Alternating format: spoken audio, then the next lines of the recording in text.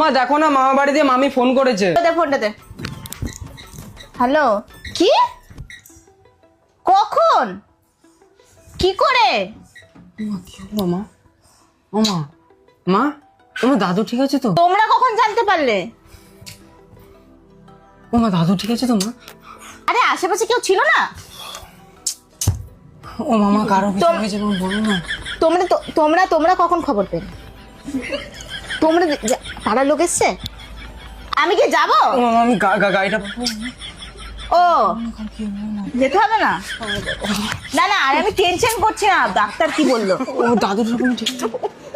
ও কিছু এ বাবা, জল টল দিয়েছো? খাবার টাবার কিছু দিলে? দাদু ঠিক আছে? আরে স্বাভাবিক, কি বলো তো, হ্যাঁ এত রোদ গরম, আমরাই বাড়িতে থাকতে পারি না, এবার তোমাকে তো বাইরে পাঠাতেই হবে।